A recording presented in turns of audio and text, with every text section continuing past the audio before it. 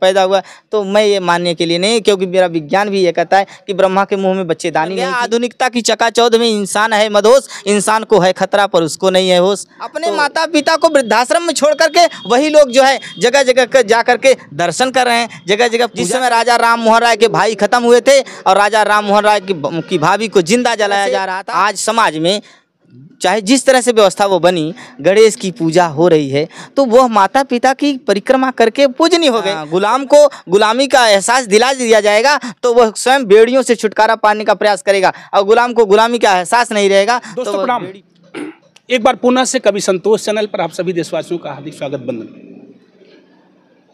कबीरदास जी का एक दोहा मुझे याद आता है कि दुनिया ऐसी बावरी पाथर पूजे जाए, घर के चकिया कबहू न पूजे, जेकर पीछा खाए। फिर उन्होंने लिखा था कि कांकर पाथर जोर की मस्जिद लिया बनाए, ता चढ़ी मुल्ला बागदेत का बहरा हुआ खुदा है। तो ये पढ़ने के बाद लगता था कि जैसे उस समय अंधविश्वास और पाखंड के खिलाफ कबीरदास जी बोल रहे थे, ऐसा लगा। और ढेर सारी कविताएं, ढेर सारे दोहे उन्होंने कहे, और उन्होंने नहीं, तमाम ऐसे विद्वानों ने कहा उस समय।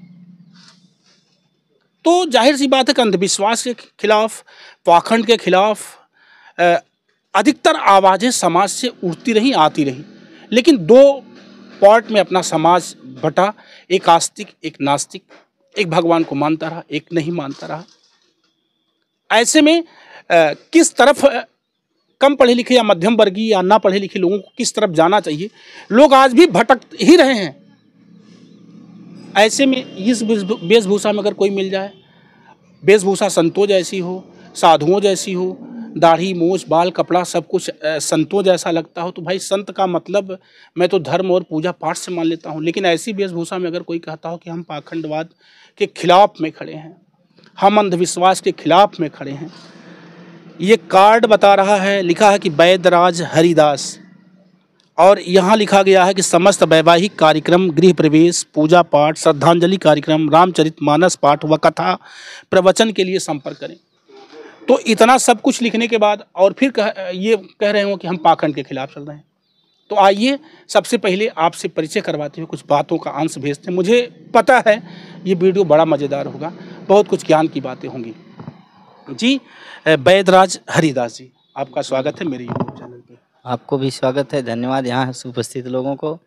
देखिए पाखंड की बात है, आप जैसे कहे कि कबीरदास जी कहे, तो कबीरदास ही कहे हैं कि तू कहता कागद की लेखी, मैं कहता हूँ आँखें की देखी। वास्तव में यही सत्य है। पाखंड क्या है? पाखंड जो वह चीज़ बना, वह हमारे मेडिटेशन को बढ़ाने के लिए बना, उसको हम धीरे धीरे पाखंड बना लिए। वास्तव में सत्य यही है, जो हमारे 5 देवता हैं, जो 5 देवियां हैं, 5 देवता और देवी दोनों मिलाकर 5 हैं, उनको हम अगर माने तो आगे जो देने वाला देवता होता है, देने वाली ही देवी होती है। तो माँ हमको इतना बड़ा शरीर दी, माँ ने दिया, तो माँ ने शरीर दिया, तो माँ विश्व की, ब्रह्मांड की सबसे बड़ी देवी है। पिता खिला पिला कर जिला करके बड़ा किए, जाने के बाद अपना घर द्वार खेत खलिहान सब दे दिए, पिता देवता हुए। फिर गुरु ज्ञान दिए, गुरु तो देवता हुए। हम जब गृहस्थ जीवन में प्रवेश करते हैं तो हमारे 2 देवता बढ़ जाते हैं। पति अपना सब कुछ पत्नी को सौंप देता है, पत्नी अपना सब कुछ पति को सौंप देती है, इसलिए पति के लिए पत्नी देवी है और पत्नी के लिए पति देवता है।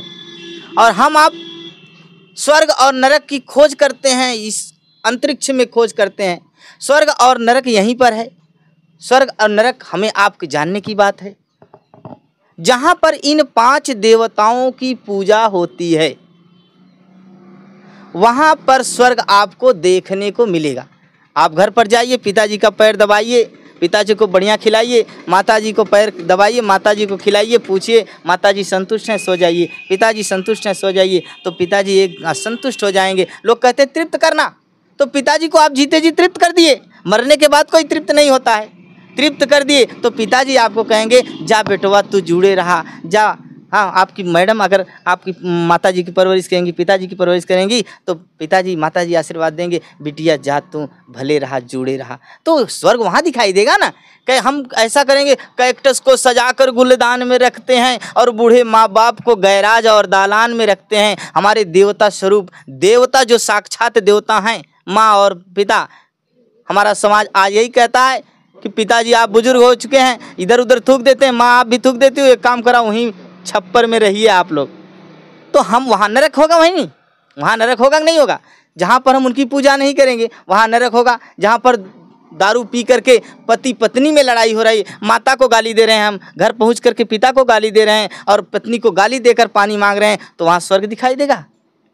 प्रेम से जाइए, माता पिता का पैर दबाइए, माता को खिलाइए, पिता को खिलाइए और पत्नी जी से कहिए, हे देवी जी तनी एक लोटा पानी लिया हुआ, तो देखिए आपको स्वर्ग दिखाई देगा कि हमारे पति देव आ गए हैं। तो स्वर्ग और नरक यहीं दिखाई देगा कि बाहर दिखाई देगा? तो यही पाखंड है। कहने का मतलब नर में नारायण, ईश्वर अंश जीव अविनाशी, ईश्वर जो विद्यमान है हमारे आपके हृदय में है। कस्तूरी कुंडल बसई मृग ढूंढई मरमाए, ऐसे घट घट राम है दुनिया देखे ना। तो पाखंड ये नहीं, पाखंड लोग बना रहे हैं, ये तो अपना सब सिस्टम बनाने के लिए कर रहे हैं, लेकिन हम जो वास्तविक है, जो सच्चाई है, उस पर हम बात कर रहे हैं। जी, आपका ये कार्ड है, इसमें लिखा है कि समस्त वैवाहिक कार्यक्रम, गृह प्रवेश, पूजा पाठ, श्रद्धांजलि कार्यक्रम, रामचरितमानस पाठ व कथा प्रवचन के लिए संपर्क करें। श्यामचरितमानस। अच्छा, श्यामचरितमानस है, श्यामचरितमानस। तो ये जो करते हैं आप, इसमें कुछ पाखंड है कि बिल्कुल पाखंड मुक्त है? देखिए पाखंड मुक्त ये नहीं, जैसे हम लोग कराते हैं तो वहाँ पहुँचते हैं, किसी बहाने से वहाँ जब पहुँचते हैं तो जैसे माताओं को, देवियों को, हमारी बहनों को शिक्षा नहीं मिला, शिक्षा के अभाव में वह पाखंड में लिप्त हो चुकी। हमारी जो देवी सावित्रीबाई फुले जी ने इतना प्रयत्न करके इनको शिक्षित करने का प्रयास किया और शिक्षित होकर के हमारी आज कई परसेंट जो है महिलाएं, हमारी देवियां, हमारी माताएं आज अग्रसर हो चुकी हैं, आगे बढ़ गई हैं। तो वहाँ पहुँचते हैं तो उनके विषय में बताया जाता है, उनको जनवाया जाता है कि पहले जाना तब माना, इनाह को पहले मान ल तब जाना। तो पहले आप जानिए तब मानिए। तो क्या समझाने का प्रयास करते हैं उन बहनों को, उन माताओं को? क्या समझाने का? उनको यही समझाने का प्रयास करते हैं, देखिए सत्य क्या है उसको पहले जानिए। जैसे छोटा सा बच्चा है, वो दीप देखता है तो वह पहले जानता है कि ये खिलौना है, उसको खेलने का प्रयास करता है, हम उसको उठा करके बगल कर देते हैं, फिर इधर उधर चले जाते हैं, फिर वो बच्चा खेलने के वहाँ दौड़ता है, फिर उसको इधर करते हैं। जो हम बगल गए और वो बच्चा त्यों गया, उसको ज्यों पकड़ा, वो जल गया, तो वो जान गया। जब बच्चा जान गया तो दोबारा वह वहाँ नहीं जाएगा कि दीप को पकड़ने के लिए, जाएगा नहीं जाएगा ना, तो वो जान गया। तो जब वह जान गया तो मान जाएगा। इसी तरह से हम अपनी देवियों को, अपनी माताओं को, अपनी बहनों को, अपने समाज को जानने के लिए कहते हैं कि पहले जाना तब माना, पहले आप जानेंगे तब मानेंगे। तो वो जान जाती है नहीं सत्य क्या है। हमारे वास्तव में वास्तविक माता पिता और गुरु और पति पत्नी यही तो देवता हैं, और ईश्वर अंश जीव अविनाशी, ये जो है इंसानों में ही ईश्वर हैं। यदि हम आपकी परवरिश करेंगे, आपकी सेवा करेंगे तो आप हमको कुछ देंगे। यदि हम पूरे जीवन भर पत्थर की सेवा करते चले जाएं, कबीरदास कहे ना, कुछ मिलने वाला नहीं है। कबीरदास की बात करें तो कबीरदास तो अपने गुरु को समझा दिए, अपने गुरु को भी लज्जित कर दिए। पितृ विसर्जन के समय लोग, उनके रामानंद गुरु जी ने भेज दिया अपने सभी शिष्यों को गांव में, तुम फला चीज़ लाओ, तुम फला चीज़ लाओ, आज पितृ विसर्जन है, आज हमारे पितर लोग आएंगे और उनको खीर खिलाना है। कबीरदास जी को लोटिया दे दिए कि गांव से आप दूध लाइए, मैं खीर बनाऊंगा, पितर लोग को खिलाऊंगा। कबीरदास गए और कुछ दूर पर एक गैया मरी थी, उसी गैया के आसपास के घास को उपाड़ करके उसके मुंह के पास रख दिए और वहाँ बैठ गए पेड़ के नीचे। धीरे धीरे शाम का समय आने लगा और रामानंद इंतजार करते रह गए। सारे शिष्य आए और रामानंद बोले कि देखो कबीर कहाँ रह गया, अभी दूध लेकर नहीं आया, हाँ पितर लोग नाराज हो जाएंगे, भोजन नहीं पाएंगे, जाइए। तो सारे शिष्य गए तो देखे कबीर उसी पेड़ के नीचे बैठे थे। सारे शिष्य आए, बताए कबीर वहीं बैठे हैं। रामानंद बड़े उत्तेजित होकर के गए कि कबीर तुम यहाँ क्यों बैठे हो, तुमको कहे थे दूध लाने के लिए। कबीर कहे कि गैया को घास डाले हैं, गैया घास खाएगी, इसके बाद दूध देगी, इसके बाद दूध लेकर आएंगे गुरुजी। गुरुजी बिगड़ गए, अरे पागल, तुम पागल हो गए हो, गैया कल की मरी है और तुम घास डाले हो, गैया खाएगी और इसके बाद दूध देगी, तुम पागल हो गए हो। तो कबीरदास कहे कि गुरुजी, जब आपके दादा 100 साल पहले मरे हैं, वो खाने के लिए आ सकते हैं, तो गैया तो कल की मरी है, उसकी शरीर भी यहाँ है, तो गैया खाएगी तो दूध देगी, तो हम दूध लाएंगे। उनके गुरु खुद लज्जित हो गए। तो सत्य है, मैं पहले कहा कि तू कहता कागज की देखी और मैं कहता आँखिन की देखी। जो सत्य है सत्य पर बात करते हैं। यानी सब मिला करके जो है आप मंदिर, मस्जिद, पूजा पाठ, देवी देवता ये सब नहीं मानते? नहीं, जो देवी देवता जहाँ हैं वहाँ हैं। यही वेद और पुराण खुद ही कहता है कि बड़े भाग्य मानुष तन पावा और सुर दुर्लभ सद ग्रंथ ही गावा। बड़े भाग्य से मानुष तन मिला है, तो हम ये मानुष तन पा करके अगर किसी के पीछे दौड़ें तो ये बेकार है ना। है शक्ति, एक परम शक्ति है, परमात्मा की शक्ति है जो हमारे अंदर विराजमान है, वो हमारे अंदर विराजमान है। अभी हम आपको इसके पहले ही बता, कस्तूरी कुंडल बसै मृग ढूंढे मनमाए, ऐसे घट घट राम है दुनिया देखे ना।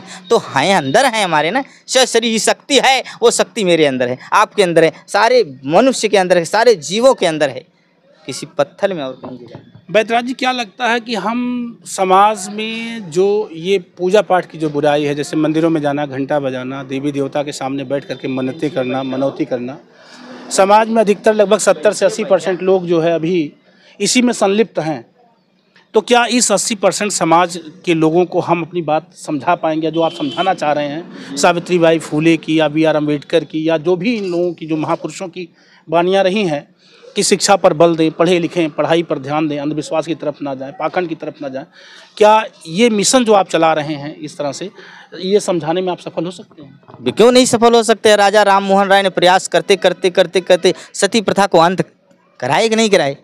उस समय वही समाज कहता था, जिस समय राजा राम मोहन राय के भाई खत्म हुए थे और राजा राम मोहन राय की भाभी को जिंदा जलाया जा रहा था, तो राजा राम मोहन खड़े हुए कि मेरी जिंदा भाभी को न जलाया जाए। तो वहाँ उपस्थित घाट पर 400 व्यक्तियों ने खड़े होकर के राजा राम मोहन राय को डांट फटकार करके बैठा दिया। अरे लड़के, तुम क्या जानते हो, ये समाज की परंपरा है, तुमको कुछ पता है? डांट फटकार कर बैठा दिए और उनकी आँख के सामने उनकी जिंदा भाभी को जला दिए। कराह करके उनकी भाभी जल गई और उनकी रूह कांप गई और उन्होंने बीड़ा उठाया कि समाज से ये व्यवस्था मैं खत्म करके रहूँगा। और प्रयास करते करते वास्तव में खत्म हुआ। और वास्तव में आज जो विडंबनाएं हैं, तो हम लोगों को समझाने का प्रयास कर रहे हैं। तो भाई, जहाँ शिक्षा जाएगी लोग जागरूक होंगे, और जहाँ शिक्षा नहीं जाएगी वहाँ जागरूक नहीं होंगे। यानी लगता है कि अभी लोग सोए हैं, बिल्कुल सोए हैं, हाँ, अजगर की तरह सोए हैं। तो जागेंगे तो जब गुलाम को गुलामी का एहसास दिला दिया जाएगा तो वह स्वयं बेड़ियों से छुटकारा पाने का प्रयास करेगा, और गुलाम को गुलामी का एहसास नहीं रहेगा तो वह बेड़ी तोड़ने का प्रयास कभी नहीं करेगा। तो आप जहाँ जाते हैं कथा वथा कहने के लिए, वहाँ अगरबत्ती वगैरह जलाते हैं कि नहीं जलाते हैं? नहीं, जैसे वो अगरबत्ती है वातावरण को शुद्ध करने के लिए है, तो तमाम चीज़ों का जो उद्देश्य होता है, जो चीज़ें उद्देशिक होते हैं उसको हम लोग बताते हैं, उसको जलवा कर बताते हैं। जैसे दीप को कहाँ जलाया जाए, दीप को कहाँ जलाया जाए, आप ही बताइए। नहीं, हमको क्या बताइए, इसलिए तो नहीं, दीप को वहाँ जलाया जाता है जहाँ अंधकार होता है, प्रकाश को लाने के लिए, अंधकार को दूर भगाने के लिए दीपक जलाया जाता है, तो उसको इसलिए जलाया जाता है। ऐसा नहीं दीप को धूप लगा है और इसके बाद तस्वीर है वहाँ दीपक जला दिया जाए। ऐसे कुछ उसका निष्कर्ष कुछ निकले तो भाई ठीक है, निष्कर्ष निकलेगा। सही है, तो दीप को अंधेरे में जलाएं, अंधेरे में जलाएं। अंधेरे में जलाएंगे तो उसका फ़ायदा मिलेगा, अंधेरे में नहीं जलाएंगे तो उसका दुरुपयोग करेंगे। सीधी सीधी बात। अभी दर्शकों से लास्ट टाइम में कुछ कहना चाहेंगे? बहुत लोग आपको देख रहे हैं, इन दर्शकों से कुछ कहना चाहेंगे?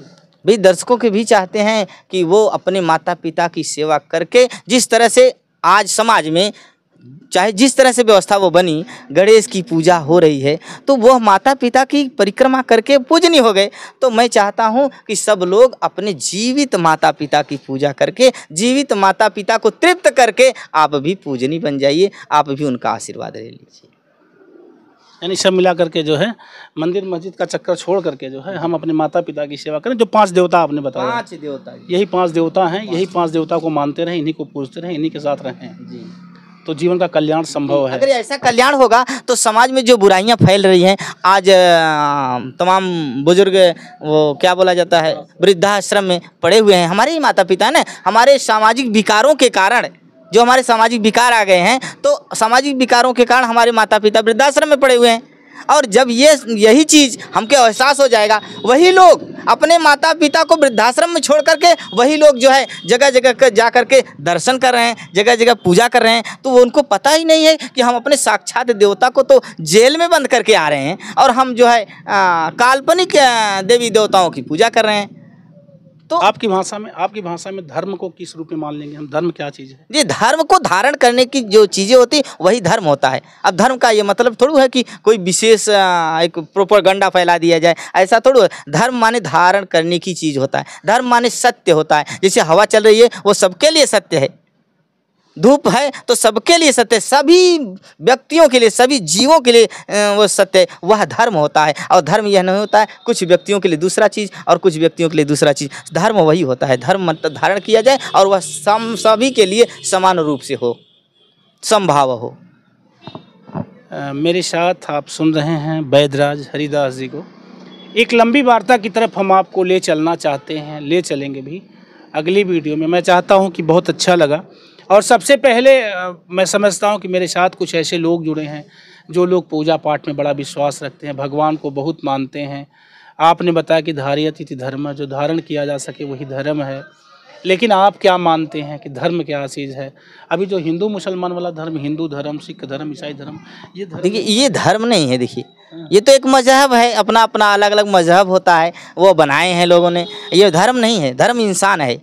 अगर एक जोता हुआ खेत है, उसी में से अगर हाथी को डाल दीजिए, घोड़े को, ऊँट को, बकरी को, तो आप जाएंगे वहाँ बता देंगे कि इधर से हाथी गई है, इधर से घोड़ा गया है, इधर से ऊँट गया है, सब बता देंगे, इधर बकरी गई है। लेकिन अगर इधर से मुसलमान गया है, इधर से हिंदू गया है, इधर से ईसाई गया है, तो ऐसा बता लेंगे? आप ही बताइए, बता लेंगे? नहीं बता पाएंगे। तो बताइए, धार्यत इति धर्म, तो धर्म वही है ना जो धारण करने योग्य है, जो समस्त मानव के बराबर है, समस्त मानव के बराबर जो है वही धर्म। अच्छा, माना कि अगर हम हिंदू को नहीं मानेंगे, हिंदू धर्म या सनातन को नहीं मानते हैं, या हम सिख को नहीं मानते हैं, इस्लाम को नहीं मानेंगे, तो हम किस धर्म में, जैसे आप, हम अगर इस तरह से हम किस धर्म में अपने आप को रखेंगे?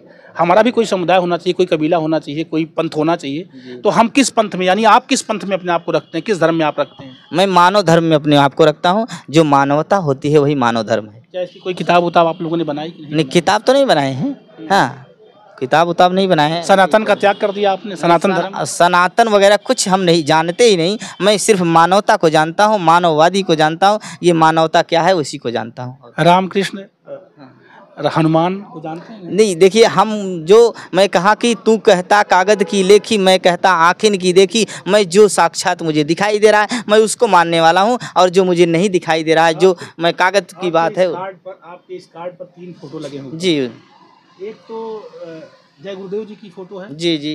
एक बुद्ध जी की है जी, और एक कृष्ण जी की। जी।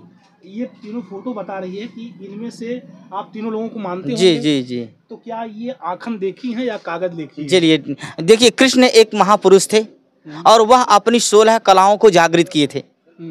वह 16 कलाओं को जागृत करके वो समाज को दिखाए। ये आँखन देखिए, आपने आंखों से देखा था? नहीं, आंखों से तो नहीं देखा, लेकिन जो सत्यता है आज, सत्य जो ये गीता है, गीता को पढ़ेंगे तो आपको सारी चीज़ें पता चलेगी ये सत्य है गलत। और उसमें काल्पनिक चीज़ें उसके साथ जोड़ दी गई हैं, तो वो अलग चीज़ें हैं।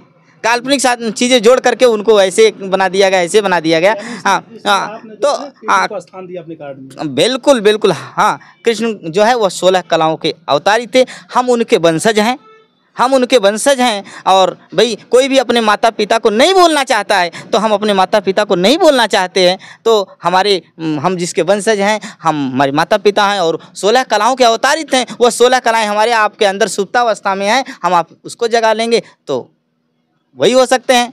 और दूसरा, बुद्ध को क्यों लगा? अब बुद्धम शरणम गच्छामि, भगवान बुद्ध यही कहें कि बुद्धि की शरण में जाइए, इसलिए मैं भगवान बुद्ध को मानता हूँ।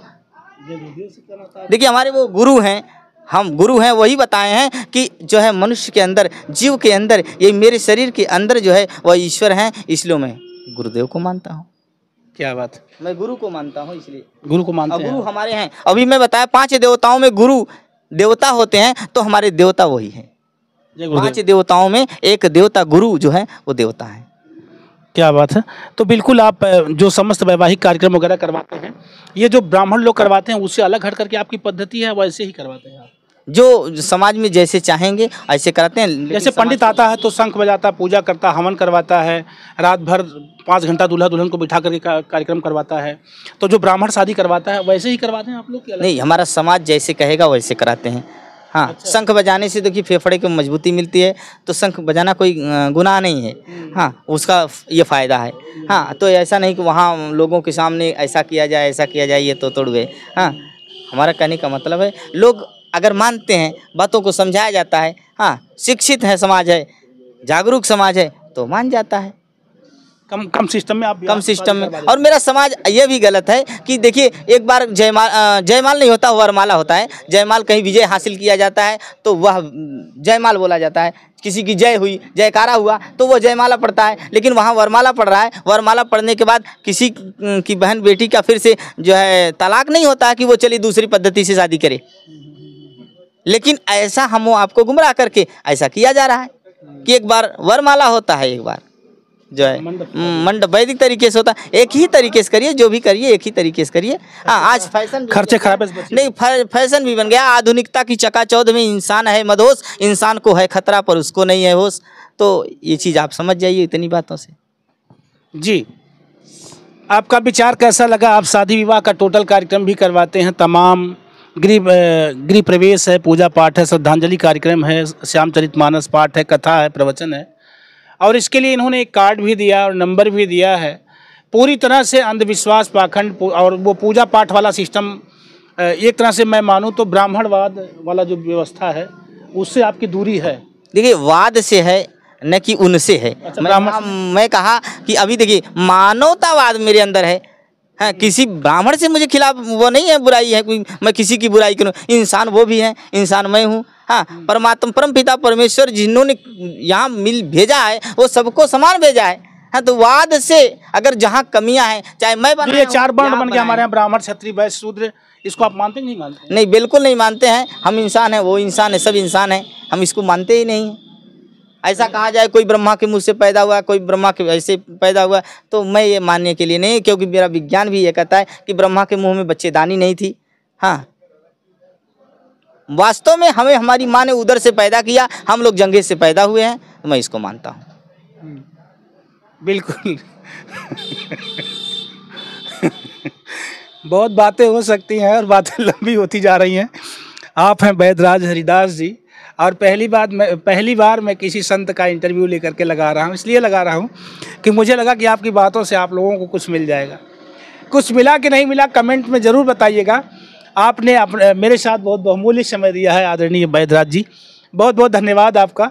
और अभी ढेर सारे सवाल आपके मन में उठ रहे होंगे, तो मैं आप लोगों से निवेदन करूंगा कि कमेंट में ज़रूर लिखना कि आपका विचार और हरिदास जी की जो ये पूजा पद्धति है के लिए, मानव समाज के लिए, वो कैसी लग रही है, या इस तरह से जो चला रहे हैं कहाँ तक सफल हो पाएंगे। ज़रूर कमेंट्स करके आप लोग बताना। आपका बहुत हृदय से धन्यवाद जो आपने बहुमूल्य समय दिया है। मैं संतोष जल्दी से मिलूंगा आपको अपनी अगली वीडियो में। तब तक के लिए आप लोगों से लेता हूं विदा। जो बहुमूल्य समय दिया उसके लिए धन्यवाद। पुनः से मेरे साथ कैमरा